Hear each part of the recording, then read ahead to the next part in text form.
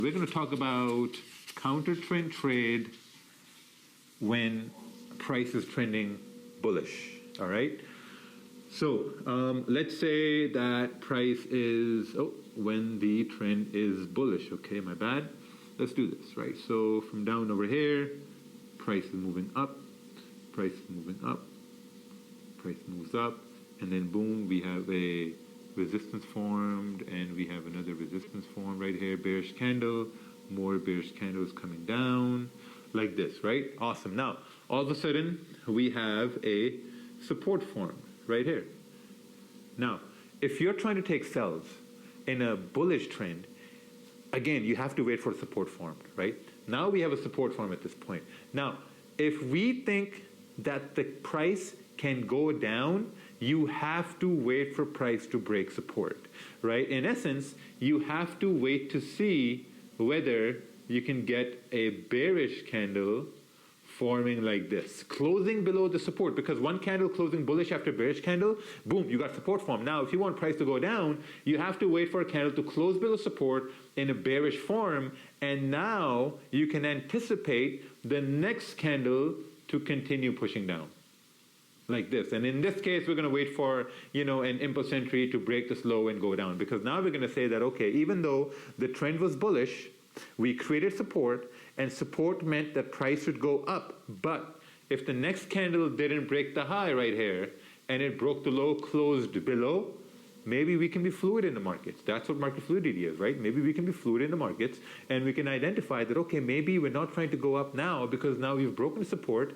Maybe there's a high probability for price to go down. Okay, the more you see this happen, the better you're going to get at it. This is a perfect world example. There are also variations of these, right? There are a lot of variations of these. The candles can close with small bodies. The candles can close with, big bodies and stuff like that. So let's say you got a support right here, and you got a bearish candle that's closing like this, and then you can get another bearish candle that, closes like this, so then you can anticipate price to go down. And as we talked about impulse entries, you can go over that, and zones and ranges, that if let's say this candle closes away from the support, what are you going to do? Are you going to take a sell, or are you going to wait for price to retrace? Because the further away we move from a zone, what happens? The further away we move from a zone, the higher the probability of price to retrace, to retest that zone, right? So you have to wait for price to print in a way that you can understand. So if we're closing like this, then you're like, okay, you know what, there's a high probability that price can go down. And always remember, there's a lower probability we can go right back up, So you're always trying to trade when there's a higher probability, for price to continue moving. Now, this was for uptrends. Now, obviously for downtrends, it's the opposite. So we're going to go over that now. So let's say, for example, you have candles pushing down. You got a bearish candle, you got another bearish candle right here, and then you have another bearish candle. People love when price moves down, right? We love when price moves down. And then we have another bearish candle starts to move down. Beautiful. We have a nice trend going on over here. 4 hours expecting to go down. Daily is expecting to go down. You're like, awesome, perfect. This works amazing. Now all of a sudden, you have a bullish candle forming right here. Boom. We got support form. In a downtrend, okay? Don't forget, this is a DT, downtrend. This is a downtrend. Now, whenever you have a downtrend, and if you're trying to take a buy at this point right here, and it's a very, very volatile pair, let's say it's gold or pound yen or whatever high volatile pair you trade, and it's a downtrend, there's a possibility that if you take a buy right here, the next candle, respecting this high, it can continue pushing down. You got to keep that in mind. So whenever you're trading the trend, don't fight the trend. Wait for the trend to show you some signs, right? Because having good signs is a good form of trading. So now let's say you got a support form, next candle starts to move up, next candle starts to move up, and then we have, boom, we have a resistance form right over here. This is a 30-minute resistance. This is a 15-minute maybe, but I would say a 30-minute or a 1-hour resistance.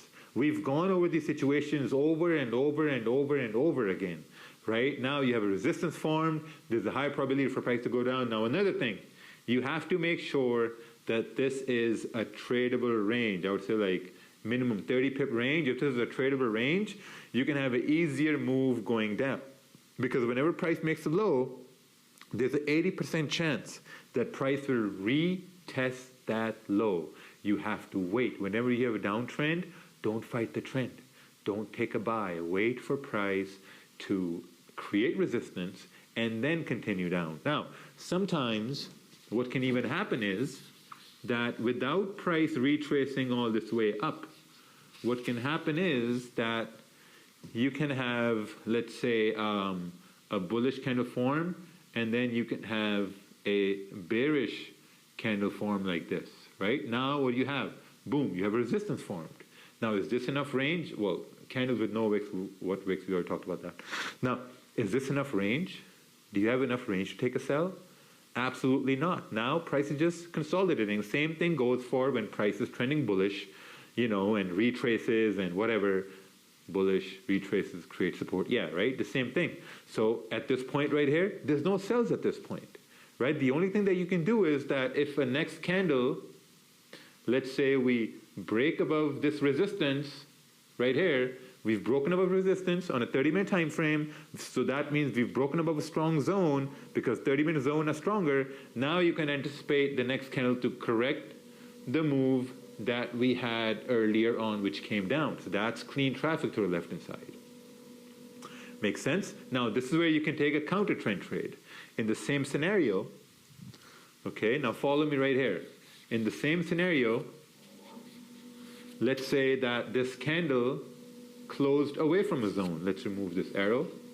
Let's say that this candle closed away from a zone. Can you take a buy at this point in downtrend?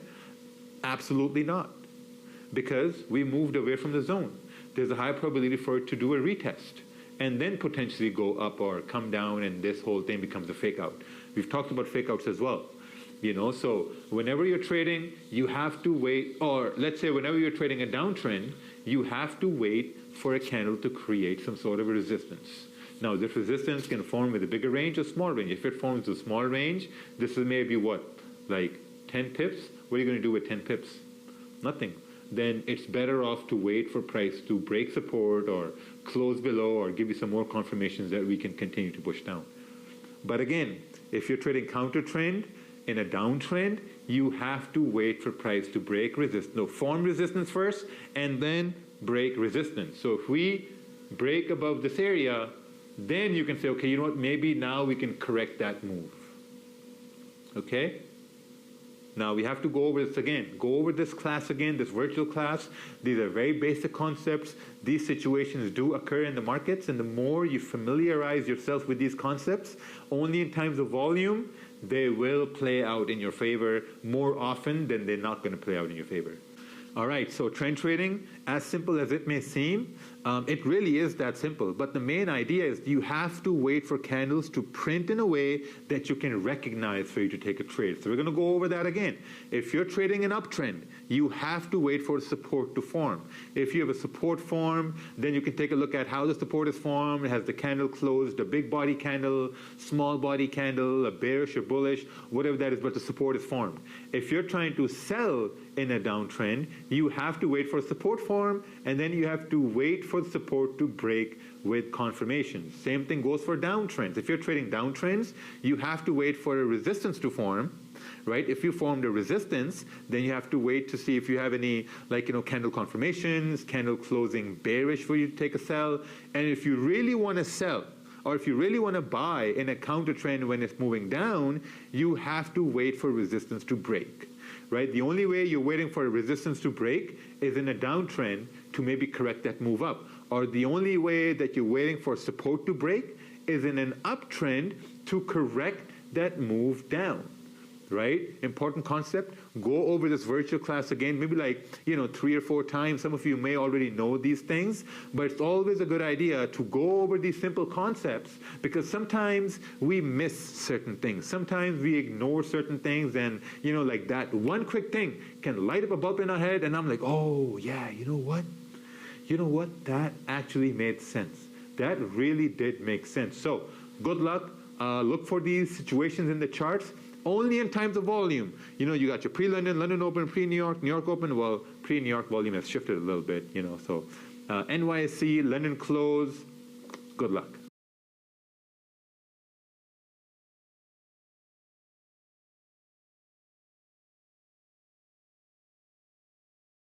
What's up, everyone? Welcome to another episode of Smart Raja Concepts. Now, today we're going to talk about impulse entries. Now, before we get into the impulse entries and the candle confirmations and all that stuff, let me talk to you about how basically this whole idea of impulse entries came in, right? So now, in the beginning, we're basically told that you have to wait for candles to close, you have to wait for candle confirmations, whether it's outside of a zone or when it's creating a support, you have to wait for a candle to close. Once the candle closes, that's your confirmation.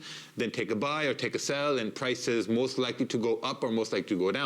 We all know there are probabilities, right? There's a probability price is going to move up. There's a probability price is going to move down. Now, when we're looking at these things, right? When we're waiting for candles to close, whether bullish or bearish, sometimes price doesn't really give us that confirmation. Sometimes, price just continues rallying up or it continues dropping down. That happens a lot of times, and as a new trader, when we look at that, we think, oh, okay, maybe I'm missing the move right here. Maybe, maybe my strategy is wrong, or maybe I haven't aligned myself properly with the market because I was told to wait for the candle to close. And as I'm waiting for the candle to close, price is just moving where I wanted it to go. Man, I've missed a trade. Now, that used to happen to me a lot, and what I decided to do at that point was I was like, okay, that's interesting because I'm really good at executing when candles are closing. I'm really good at executing, especially with confidence as candle is closing. But what am I going to do when candle just continues moving my way? Because someone's taking that trade. Someone is in that trade profiting as price is moving, right? Whether that may be a entry before price moved, or maybe that was an entry that someone was, okay, you know what, I think price is going to go up and I'm just going to take a buy, and price goes up and price goes in their favor, and they're like, okay, you know what, yeah, I knew price was going to go up. But as traders, we need to execute with confirmations, right? So then I started to do was I was like, okay, you know what, if price goes in my favor without candle closing, how could I have executed on this trade? Now, sometimes, we can use a buy stop or a sell stop. Well, buy stops and sell stops basically mean is that once your buy stop is executed, you're anticipating price to continue moving bullish. If your sell stop is executed, you're anticipating price to continue moving bearish. Now, when impulse entries came in, so you have to look at where price is breaking the highs or the lows, because I decided that, okay, you know what, if I'm missing out a trade and price continues moving, where could I have an entry? And I spent almost 5 to 6 months just watching, not trading, just watching. I spent 5 to 6 months just watching to see how could I have executed on that trade. And then there were almost certain, very few scenarios that made sense. That, okay, maybe this is what we can do.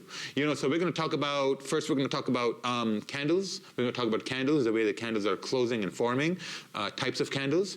And then we're going to move into these certain scenarios that have personally worked best for me. And a lot of you guys, you've been through the market fluidity.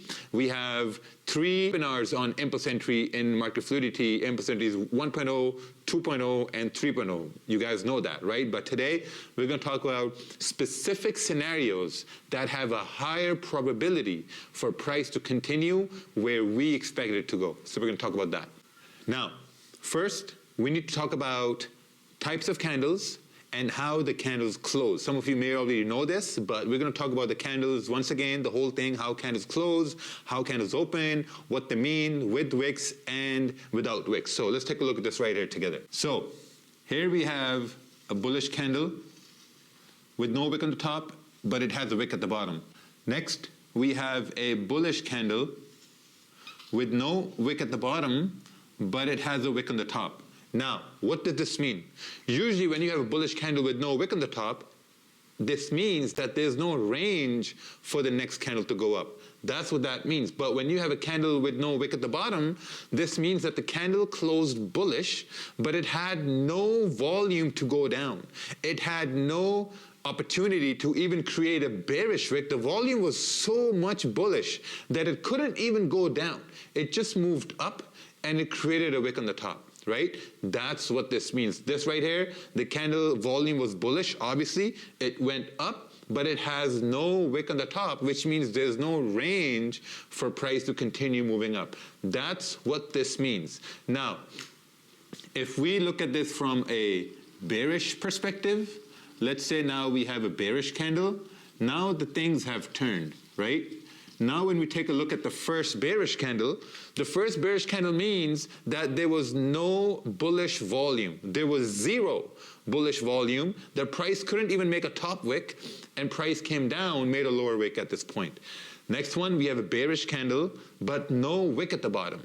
This also means that there was a lot of volume for price to go down, but it didn't make a range. If it didn't make a range to the downside of a bearish candle, this means there's a 50-50 probability that price is gonna continue pushing down, right? Get it? We talked about the bearish candles, and we talked about the bullish candles, candles having no wick on the top and candle having a wick on the top and the bottom at the same time. So now we're gonna talk about the scenario that I execute on and a lot of other successful traders have executed on to make profound gains from the market, right? So now, let's talk about that. For example, we have a bullish candle that goes up. Let's say we have an uptrend. We have another bullish candle that goes up. We have an uptrend. And then we have a bearish candle that closes like this with a big wick at the bottom, right? This normally means that price tried to go down, but it couldn't maintain its volume down and closed a small bearish candle. This is what this means. Whenever we have a structure like this, there's a very high probability, provided there's volume in the market, that could be in your pre-London, London Open, pre-New York, New York Open, London close. Whenever there's volume in the market, there's a very high probability that price will break the high to continue pushing up. Right? Now, there are two scenarios in this situation, right? The first scenario, we're going to talk about the first one. The first scenario is that when the new candle starts, right, and it starts to break the high of this bearish candle, once it starts to break the high right here, there's a very high probability it's going to continue pushing up, right? Now, in this case, your stop losses are going to be below the previous candle wick. And I'm going to tell you why. The reason why your stop loss is going to be below this previous candle is because this candle didn't make a lower wick to continue moving up. It didn't make a lower wick to continue to move up. So whenever you're taking an impulse entry with a candle that hasn't made a lower wick, there's a higher probability it can continue pushing back down, right? It has a higher probability it can retrace and come down. So this is risky at this point. So when we talk about, okay, what's the probability of this candle continuing up versus you have a candle that made a lower wick first before going up. The candle that made a lower wick first has a higher probability it's going to continue moving to the top side. But if you have a candle that did not make a lower wick and start to go up, that has a lower probability to go up. It can still go up, but the probability of going up is a little bit lower. So when I take a look at a pattern like this, or when I take a look at, if the candles are closing in this way, when you have a bearish candle, I look at the wick to the bottom as having, let's say, a 90% chance that price is going to continue to push up. But if I see that a candle has no wick at the bottom, and it starts to break this high right here, I see that as maybe like a 70% chance that price is going to continue to push up. You see what I'm saying? So whenever you have a candle with a lower wick first, as it starts to break the high, I'm using my regular lot size. But if there's no lower wick, I'm using a smaller risk, a smaller lot size, because of the probability that it's going to go up, right? So you're keeping in mind the probability, you're keeping in mind the risk that, okay, what's the probability it's going to go up? And if there's a high probability, you're using your regular risk. If there's a lower probability, you're using a lower risk at that point. Now, let's talk about how are you anticipating the candles to form. Now, the basics of trends is that price, like, let's say you have a candle, and trend is going bullish. You have a next candle, trend is going bullish. So a normal trend is that a candle is going to respect the low and it's going to break the high. So it's going to make a higher high and it's going to make a higher low, right?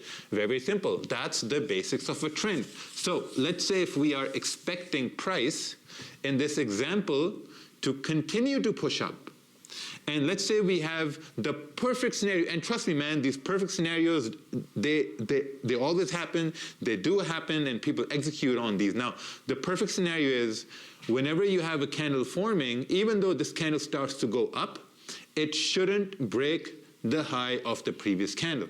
If it doesn't break the high of the previous candle, and it starts to make a lower wick respecting this low, and once it starts to break the high of this bearish candle, then you can say, okay, you know what? This is a very high probability that price can continue to push up.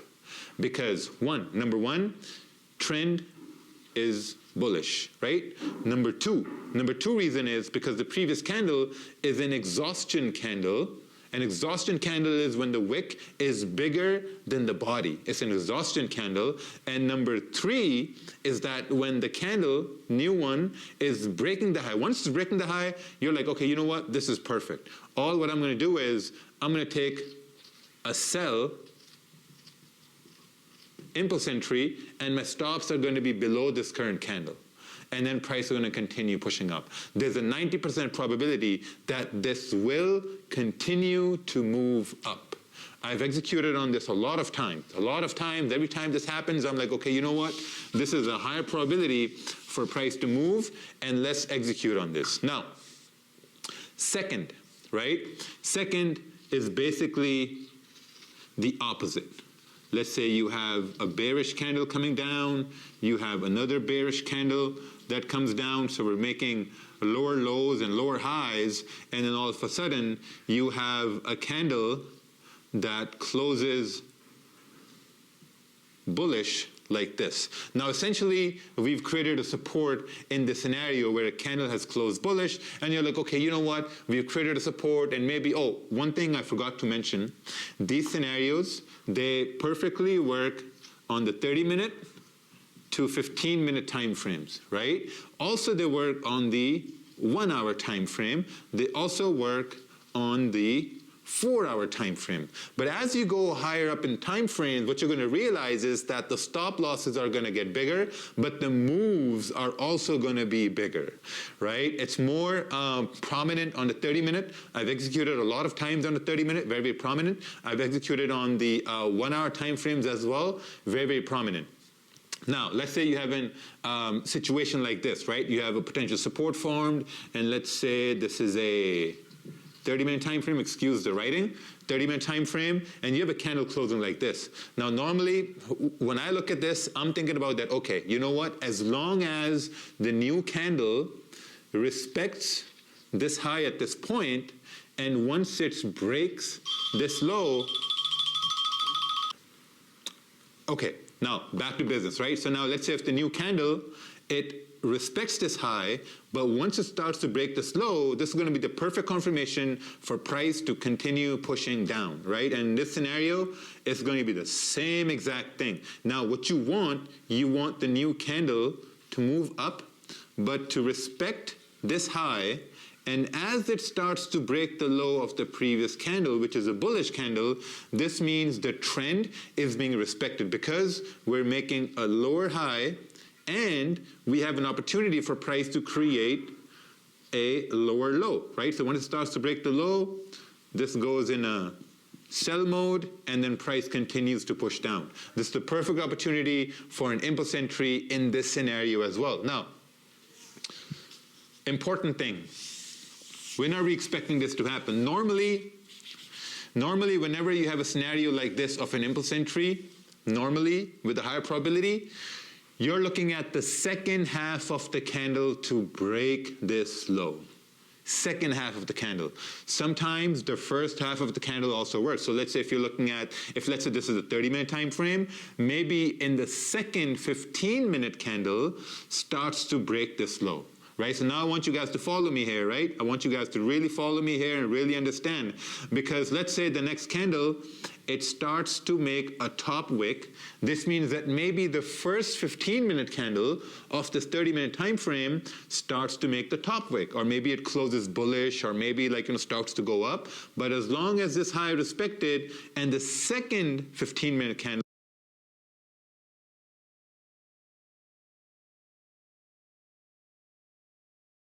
what's up, everyone? High respected, and the second 15-minute candle of the 30-minute starts to break the low, then you're like, okay, you know what? There's a high probability to continue down, because maybe that second half of the 30-minute may push the entire 30-minute candle all the way down, right? Or all the way bullish if we're looking at from a bullish perspective. This is the scenario that have worked over and over and over and over again. But the trick is to actually wait for this candle to form. The trick is to wait to see if the candle is really forming like once the candle forms like this, the next waiting situation is that you have to wait for the next candle to break the low at this point. This is something that has worked. Now, we're going to talk about another scenario, and that scenario is going to be a little bit more risky. It's risky in terms of, because the trend is already bearish and the trend is already bullish, and you're really trying to catch that wave, right? What it looks like is like this. Let's say you have a bullish candle form like this, and you have another bullish candle form like this, and for example, we have a resistance at this point, and now all of a sudden, we have something bearish form, candle forming bearish, and then we're also forming another, some sort of a confusing candle, and then we have a candle that's starting to break the high of this previous candle. Now, this is where some risk comes in. For this opportunity to continue pushing up based on an impulse entry, it has a lower probability than the examples we talked about earlier. Okay? We have to understand this. This has a lower probability, even though you want to say that. So now this is where a lot of moves are missed, right? A lot of times you're waiting for the candle to close because, that's the safest way. But essentially what you see is that candle starts to move up, and it just continues to move up. And when it continues to move up, you're like, oh man, why didn't I enter impulse entry? It would have been so perfect. Now I've missed this entire move. It has gone up. There's no way to get this back, and yada, yada, yada, yada. That's very normal. That happens, right? So now if you're somebody who gets stuck in these and you're not focusing on impulse entries, you're not trying to learn them, you're not trying to anticipate them, but you're missing trades, that's perfect. Because once the candle starts to break these highs here and here, you're looking at this and saying that, okay, you know what? If we broke above these highs, maybe, just maybe, I could have had an entry right over here as it broke this high, right here. And my stop loss could have been below this candle. Because if we're breaking above this high, right, we're making a higher high at this point. There's a very high probability we're making a higher high. And at the same time, if we're making a higher high, then there's a higher probability we're also making a lower high, like a higher low at this point. Now, when does normally this happens? Normally this happens in high volume times, right? High volume times, market opens, market closes, we have news, we have breaking news on gold. We saw earlier on that price went up on gold about $30. 300 pips gold went up yesterday. This was the 7th November, so this may be recorded late. Anyway, whatever, right? So this is where you're trying to just watch to see where you could have entered. Now, again, as I said, this is riskier than the previous ones. This is way riskier. And I'm going to tell you the risk associated with this, right? Now, I know some people also have some questions, so we're going to go over those questions as well. Now, the risk associated with this is that even though if it's moving up, even though if it's breaking the highs right here, there's a very high probability it can just continue to fall back in this range, right? And this move up just becomes a candle that made a wick to the top hand side. That's the risk associated with this. So if you're someone who's willing to execute on something like this, you have to keep this risk in mind. If I'm going to execute on something like this, or if I'm going to execute on an opportunity which is presenting itself like this as it's breaking the high, and I'm trying to take a buy at this point, I'm keeping in mind that it can continue back in the range. So if the probability of it moving up higher is lower than the example we talked about in the beginning, I'm not using my full risk. I'm using half risk, or I'm using 3/4 risk, but I'm never using my full risk at this point. Never. At the same time, a more risky situation in this case could also be when you have a candle that just moves up without making a lower wick. A candle moves up without making a lower wick, that is extremely risky, because a regular anatomy of a candle is that a bullish candle is going to look like this. It's going to have a wick at the bottom, it's going to have a wick at the top. This is like something like a human with 2 arms and 2 legs. If a human has, like, 1 arm and 2 legs, or like 1 leg and 2 arms, or no arms and no legs at all, then you're looking like, what, that's abnormal, that's, that's a bad example, but still, like, you know what I'm saying. So a candle here, if it has no wick at the bottom and it starts to push up here with volume, there's a chance that it can just continue to push down to probably make a lower wick. Who knows? It can continue to move down to make a lower wick. We don't know that. So once a candle moves up with no lower wick in the beginning, I'm staying out of it. I'm staying out of it because I want nothing to do with that. That's risky. That's not according to my plan. I'm not doing anything with that. Now, normally, what I would wait for, let's say you have a candle that closes bullish, right? Now, the size of this candle matters.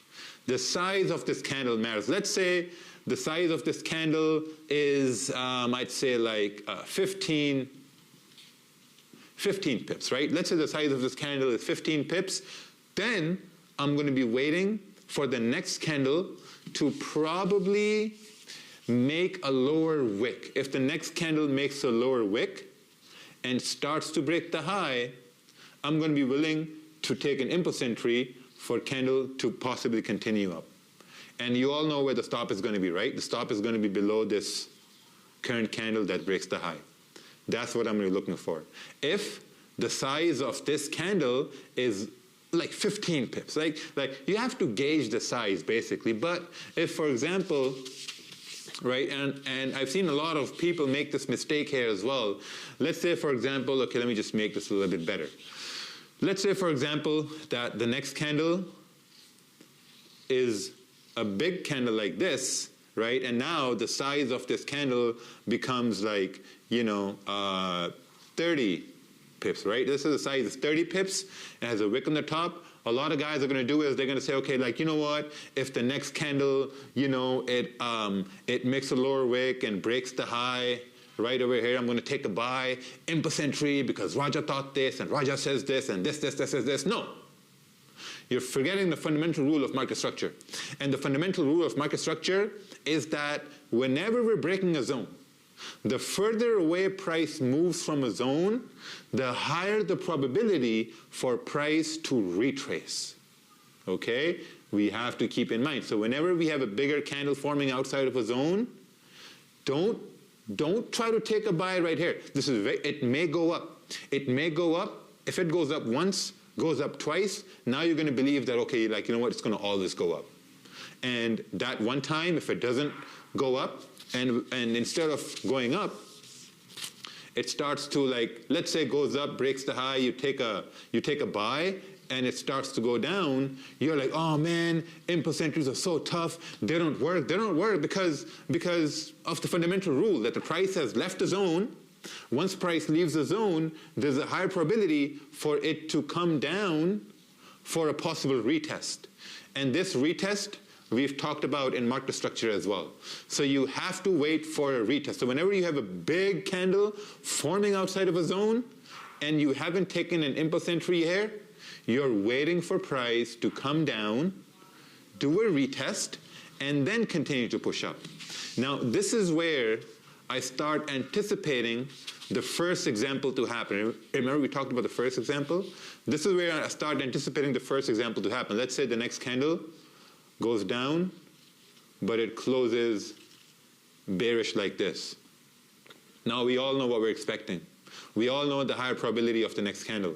We all know how the next candle is going to form. Next candle, there's a higher probability to break this high and continue to move up, and that's your impulse entry right there.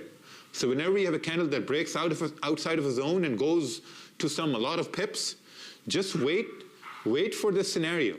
That's all you got to do. Wait for this. Wait for something to print that you understand. Wait for something to print that you can look and say, okay, you know what? I understand this. I've seen this before, and I can execute on this with confidence. Right? That's what you're waiting for. Another thing. Now, all these things that we're talking about from a bullish perspective, and it's 100% accurate if price is forming a bearish structure for a bearish perspective as well. It's 100% the same thing right now. If, let's say, we have a wick here to the left-hand side, right? We have a wick here to the left-hand side, and you have the perfect candle that's forming, and that candle, like, you know, it has made a lower wick, and you're like, okay, you know what? We've made a lower wick, and once this candle starts to break the high of this candle, you're like, oh yeah, you know what? I'm going to take an impulse entry, and once I take an impulse entry, price is going to go up. I want to make pips, blah, blah, blah, blah, blah. No. What you're missing is that previously, this candle here was also bullish. It was also bullish, but for some reason, it got rejected. It got rejected and it came back in the range. So as this candle is breaking the high of the previous candle, there's a very high probability that it can move up, right? That it can move up, reject it, and make a wick like this. There's a very high probability that can happen. So, yeah, so you have to keep that in mind, right? What a better scenario would be for you to wait for a candle to close like this, to close in this area. What this will tell you is that previously we tried to break above this area, but we couldn't. The candle exhausted, went down in the range, rejected. But now we have this Robocop candle. I'm calling it a Robocop because something's strong, right? We're calling it a Robocop candle was so strong that it closed outside of that range. So when we closed outside of that range, and this is like, you know, 15 pips, not that big of a candle, and the next candle wicks down and breaks above this high, there's a high probability we're going to go up.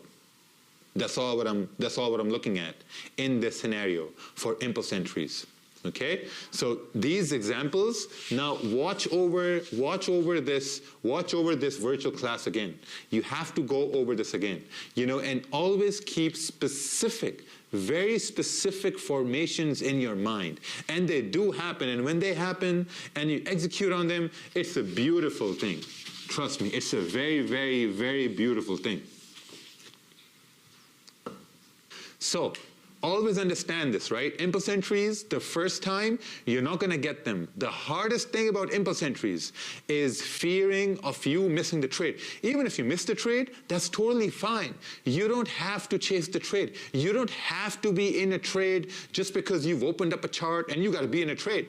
No, you don't have to, because trading is a learning process, and impulse entries are extremely hard, right? Extremely hard. They're harder because you got to wait. They're harder because you have to wait for the candle to close. They're hard because you actually have to wait to see if the pattern is forming the thing that you recognize. Once you recognize a certain pattern that's printing on the charts, you're like, okay, like, you know what, automatically and naturally you're going to say, okay, you know what? I've seen this before, and I'm going to execute on this. And once you execute on this and you win the trade, you look on Instagram or Twitter or, like, you know, YouTube, and someone else took the same trade who you idolize or look up to, you're like, oh man, you know what? This is so easy. This is so easy, but impulse entries, they always start from you just sitting and watching, right? Sit and watch price play out. It slowly comes with experience, slowly comes with anticipation, and the more you anticipate certain things to happen, I promise you, the better you're going to get at that. Now, we have three, again I mentioned, we have three other sections in market fluidity about impulse entries, but this right here, what we discussed, was the perfect scenarios that I want to see and different scenarios that we've seen in the market. Now, some scenarios have a higher probability than the other ones. So normally, always adjust your risk, always make sure the amount of risk you're going to take, always make sure that the setup or the kind of formation that you're executing on, it aligns with your risk management, right? So now, I would prefer for you to go over this class again, maybe 2 or 3 times, make notes and understand what you really want to see in the markets. Take care. High respected, and the